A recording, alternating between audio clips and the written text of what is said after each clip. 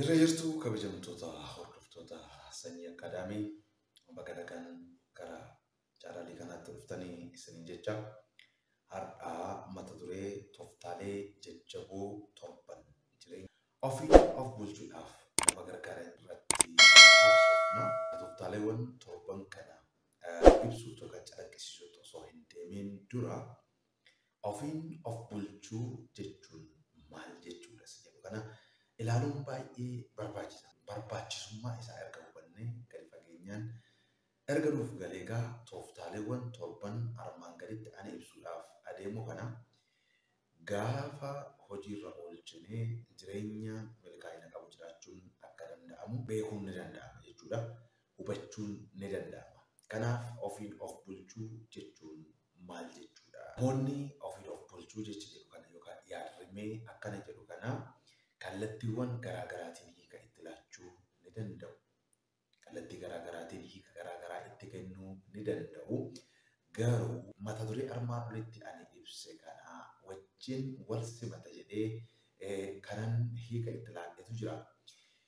Ofiin of bulchuu jechuun egaa of danda'uudhaan beekumsa ofiirratti, dandeettii ofiirratti, hubannoo ofiirratti hundaa'uudhaan murtoo laachuu fi itti gaafatamummaa sababii sanaan dhufan immoo fudhachuu jechuudha. Namni ofiin of bulchu naannoo keessa jiraatu keessatti odeeffannoowwan hedduu sassaabuudhaan qaamota achi keessatti gahee taphatan wajjin wal quunnamuudhaan hubachuudhaan murtoo mataasaa irratti hundaa'ee jireenya mataasaa nama gaggeessuu jechuudha. Kanaafuu ofiin of bulchuun egaa to'annoo fi giddu seentummaa qaama alaarraa bilisa ta'een gaafa jireenya keenya gaggeessinu gaafa adeemsa mataa keenyaa adeemnu jechuudha. Kun immoo sababoota garaagaraatiif nu gargaara. Namni ofiin of bulchuu giddu seentummaa qaama alaarraa yookaan nama ta'uu danda'a, haala ta'uu danda'a, environmentii ta'uu danda'a. Achirraa isatti dhufu sana dandamachuudhaan kaayyoo fi karoora isaa galmaan gahuu ni danda'a waan ta'eef ofiin of bulchuun gatii guddaa qaba jechuudha. Jireenya namaa keessatti, jireenya dhuunfaa keessatti gahee guddaa ni taphata. Kanaafuu namni kamiyyuu jireenya ofiin of bulchuu kana shaakaluun baay'ee murteessaadha. Sababiin isaa addunyaan keenya har'a namoota ofiin of bulchan baay'ee of keessaa hin qabu yookaan namoonni ofiin of bulchan hedduun isaanii addunyaa kana gaggeessaa hin jirani. Namoota muraasatu ofiin of bulchaa, gareen garuu miidhamaa haalaa, miidhamaa namootaa fi miidhamaa naannoo ta'ee jiraata jechuudha. Inni immoo rakkoowwan hedduudhaaf nu saaxila.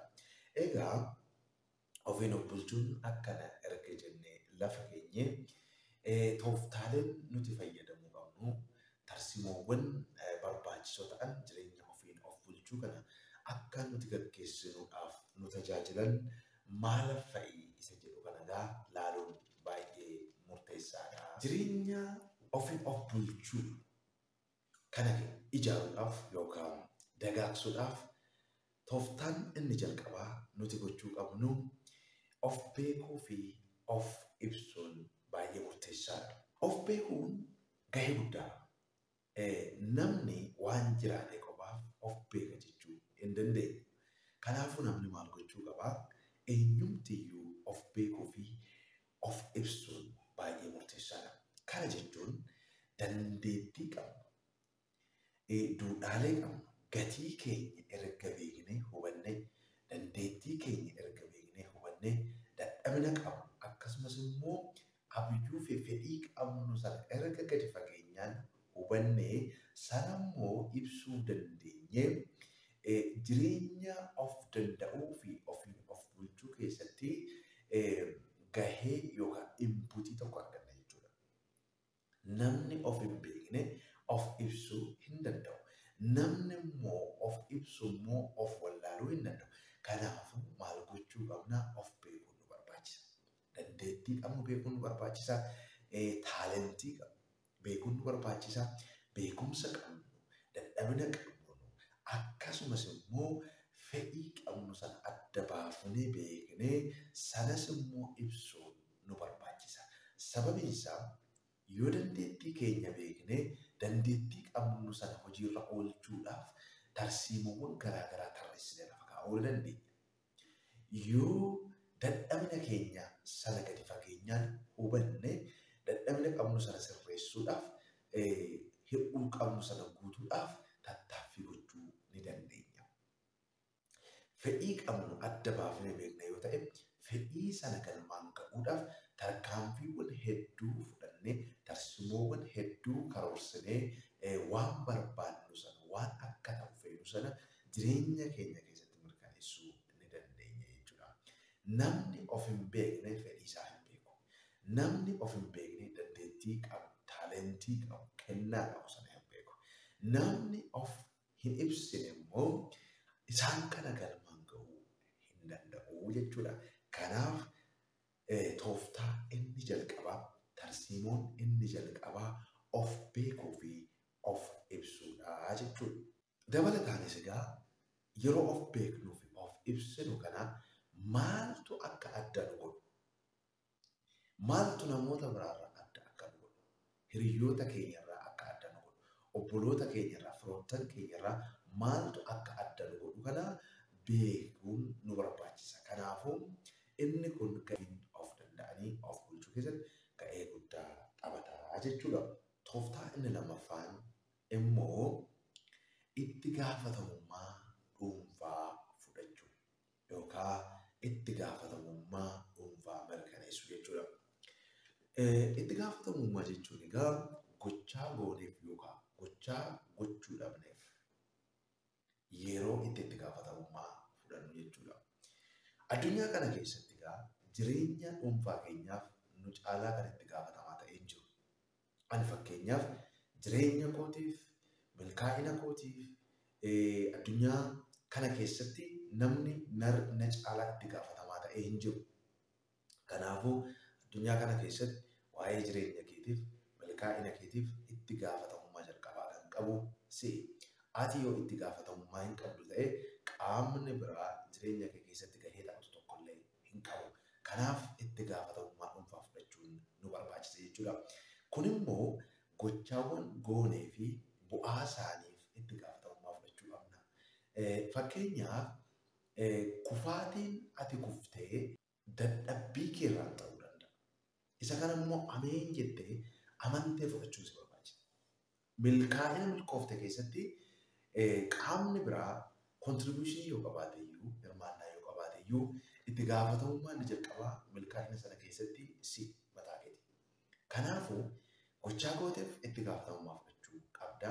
Akkasumas immoo kufaatii kufteef itti gaafatamummaa fudhachuu qabda. Qaama biraa komachuudhaan, qaama biraa sababeeffachuudhaan kufaatii keetiif milkaa'uu hin dandeessu, ofiin of bulchuu hin dandeessu. Kanaaf jireenya kee keessatti murtoo gootuuf, tarkaanfii fudhattuuf itti gaafatamummaa fudhachuun si barbaachisa. Kanaafuu dadhabina keetiif, cimina keetiif itti gaafatamummaa fudhattee itti gaafatamummaa sana qabuun immoo si barbaachisa jechuudha. Namni itti gaafatamummaa fudhannee nama ofiin of bulchuu miti.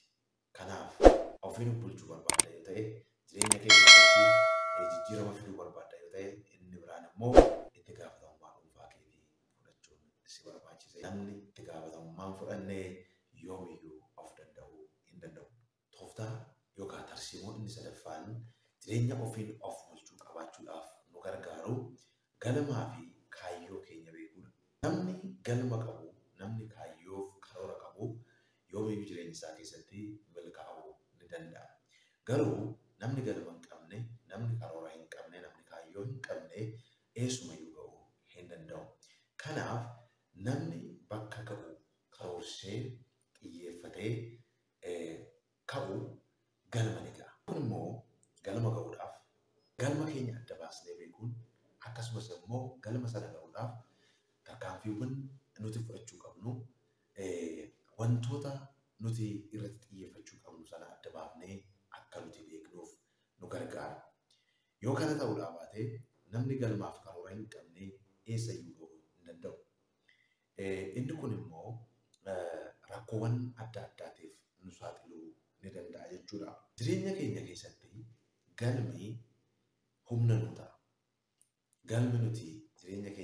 fi iddoo kennuuf suni humna nu ta'a. Karoorri immoo kaartaa itti fayyadamnee galma keenya bira geenyudha waan ta'eef jireenya ofii of bulchuu keessatti gahee guddaa taphata. Kanaa ala garuu namoonni galmaaf karoora hin qabne yoomiyyuu jijjiirama jireenya isaanii keessatti fiduu hin danda'ani.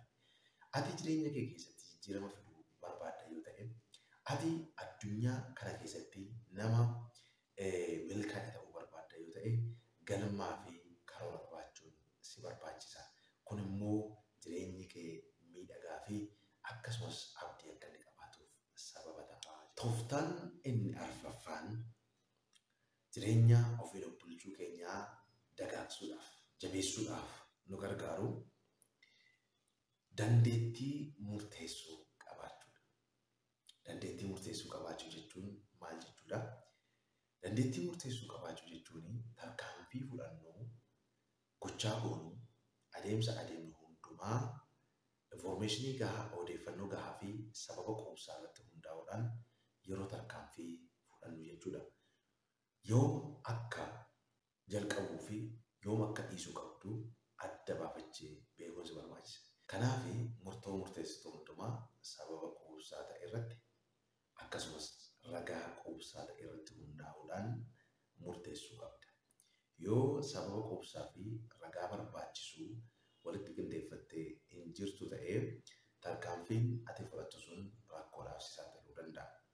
Informationiin ati yookaan odeeffannoon ati irratti hundooftee murtoo kennitu kunis odeeffannoo sirrii ta'uu fi sirrii ta'uu dhabuu isaanii adda baafattee beekuun baay'ee murteessaadha. Yoo kanan ta'in odeeffannoo dogoggoraa irratti hundooftee murtoo dogoggoraa fudhatte yoo ta'e jireenya mataa keetiif baay'ee hadhaa ta'uu danda'a. Kun immoo hariiroo ati namoota biroo wajjin qabdu si jalaa miidha. Gaafa kanaa jireenyi kee ba'umsaaf galumsa hin qabu. Jireenyi kee mi'aa'ina hin qabu jechuudha. Kanaaf rakkoowwan biroof saaxilamta. Namni murtoo sababa gahaa irratti hin hundoofne akkasumas immoo quubsaan hin taane irratti hundaa'ee murteessu booda gaabbiitu isa mudata. Gaabbii fi eegeen booda deemtii jedha. Kanaaf akka booda hin gaabbineef murtoon ati murteessite egaa murtoo duubatti deebi'uu hin dandeenye ta'uu danda'a. Kanaaf isa kanaaf akka hin saaxilamneef booda akka hin gaabbanee fi murtoo murteessituu keessatti informationii yookaan odeeffannoo gahaa fi ragaa quubsaa qabaattee murteessuu qabda. Namoonni kana godhi yoo siin jedhan gochuu hin qabdu. Haalli kana godhi yoo siin jedhan gochuu hin qabdu. Kanaaf maal gochuu qabda? Odeeffannoo gahaa fi ragaa quubsaa irratti hundooftee murtoo fudhachuu, tarkaanfii fudhachuu qabda jechuudha. Tarsiimoonni shanaffaan jireenya ofiin of bulchuu keenyaa ittiin dagaagsuu yookaan jabeessuu dandeenyu miira waa beekuu qabaachuu qabna. Emotional intelligence isa jedhamu kana. Sammuu waa beekuu qofa osoo hin taane miira ittiin waa hubachuu dandeenyu qabaachuun nu barbaachisa. Miirri waa beekuu nuti qabaachuu qabnu kuni hariiroo namoota biraa wajjin qabnu keessatti haala namoonni biroo itti jiran hubachuudhaaf nu gargaara. Hiriyoonni kee, maatiin kee akkasumas immoo namoonni ati itti wajjin hojjettu, wajjin biiroo keessa ta'uu danda'a, wajjin barsiisu, barataan ati barsiistu ta'uu danda'a, barsiisaan ati irraa barachus ta'uu danda'a, haadha manaa yookaan abbaa manaa kee ta'uu danda'a, nama biraa ta'uu danda'a. Walumaa galatti isaan kana hubachuudhaaf emotional intelligence ati qabdu baay'ee murteessaadha. Isa kana gochuudhaaf immoo yeroo yerootti dandeettii waa beekuu kee gabbifachuun, dandeettii miira ittiin waa hubachuu kee gabbifachuun si barbaachisa. Keessumaa gara laafessa ta'uu qabda.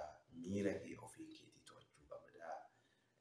Akkuma sitti dhufeen miira kee keessummeessuu hin qabdu. Raashinaal ta'uu qabda jechuudha. Isaan kana to'attee to'annoo kee jala galfattee gara deemtoota tarkaanfii kee tarkaanfachuu barbaachisaadha. Hawaasa wajjin quunnamtii qabdu, hariiroo qabdu kana karaa namoota biraa hin miidheen karaa si fayyaduu danda'u, karaa itti gaafatamummaa fi fudhatamummaa kee dabaluu danda'uun Kanan ta'u yoo ta'e fudhatamummaa fi hariiroon ati namoota biraa wajjin qabdu si jalaa miidhamuu danda'a. Gaafa kana immoo namni kamiyyuu qofaasaa jiraachuu waan hin dandeenyeef hariiroo keessatti miidhamaa ta'uu dandeessa. Hawaasa keessatti fudhatamaa dhabuu dandeessa. Kanaaf maal gochuu qabdaa? Emotional intelligence dandeettii miira waa beekuu sana develop gochuun yookaan uummachuun nurture gochuun dagaagsuun si barbaachisaa.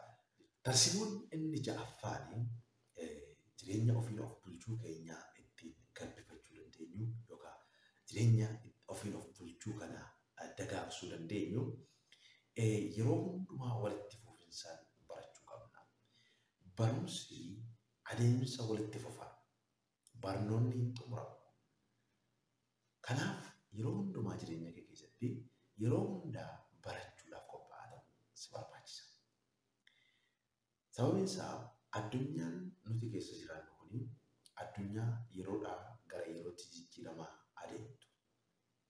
Kaleessa wanti haaraan uumame yoo ta'e har'as wanti biraan haaraan addunyaa kana keessatti ni uumamu. Teknooloojiin addunyaa kana keessatti uumamaa adeema.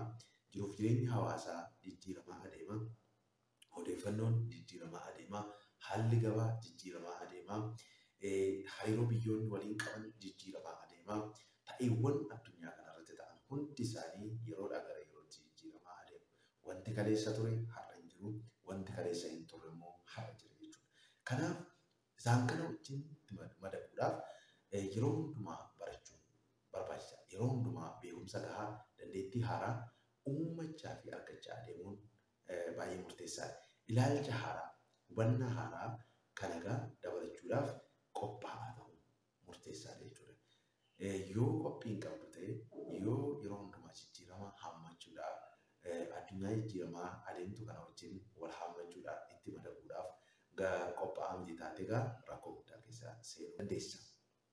Rakkoo guddaadhaas saaxiluu danda'a. Kanaaf addunyaa kana wajjin wal simachuudhaaf odeeffannoo haaraa argachuudhaaf dandeettii haaraa beekumsa haaraa argachuudhaaf yeroo hundumaa maal gochuu qabdaa? Walitti fufinsaan barachuu baay'ee murteessaadha. Odeeffannoo guurrachuu, odeeffannoo guurranne kana xiinxaluu fi isaan kana immoo hiika itti laachuun baay'ee murteessaadha. Tarsiimoon inni dhumaa fi har'a mata duree kana jalatti ani qabadhee jiru daangaa qabaachuu qabda jireenya kee keessatti. Daangaa qabaachuun maal jechuudha? Yeroo itti eeyyee fi lakki jettu kana adda baaftee beekuun murteessaadha. Akka carraa ta'ee addunyaa keessa jiraannu keessatti namoonni yeroo hundumaa hubachuu dhiisuu danda'u. Akkasumas immoo waan isaan barbaadan akka isaanii goonuu fi wanta nu miidhu akkasumas immoo rakkoo guddaadhaaf nu saaxilullee yeroo itti isaan akkamitti raawwannu barbaadan jiraachuu danda'a. Kanaaf hariiroo qabdu keessatti yeroo itti eeyyee fi lakki jettu daangaa kaa'achuun murteessaadha. Wanti daangaa darbee bilisummaa kee miidha. Wanti daangaa darbee walabummaa kee irratti dandeettii ofiin of bulchuu kee akkasumas immoo dandeettii murtoo ofiin murteessuu kee si jalaa miidha waan ta'eef daangaa kaa'uun baay'ee murteessaadha. Akka malee jireenya kee keessa namoonni seenanii akka bolchan, jireenya kee keessa seenanii rakkoo akka isaan uuman eeyyamuu fi hin qabdu. Haalonni dhufanii si jeeqanii sammuu kee akka isaan xiyyeeffannoo dhorkatan gochuu hin qabdu. Kanaaf maal gochuu qabda? Daangaa kaa'uun murteessaadha. Hiriyoonni kee daangaa darbanii jireenya kee keessaa iddoo qabaachuu hin qaban. Akkasumas namoonni biraa haalonni daangaa darbanii jireenya kee keessatti akka isaan borcan isaaniif eeyyamuu hin qabdu jechuudha. Kanaaf daangaa kaa'uun baay'ee murteessaadha. Gabaabaadhumatti tooftaalee torba jireenya ofiin of bulchuu keenya ittiin dagaagsuudhaaf nu tajaajilan kana ilaalleerra.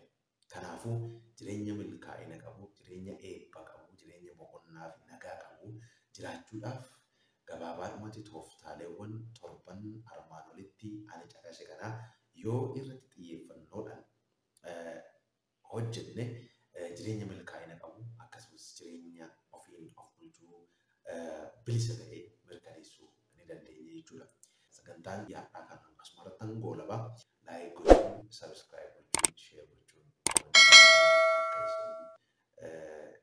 dhiistan isin gaafachaa. Viidiyoo biraadhaan haga deemnee wal arginutti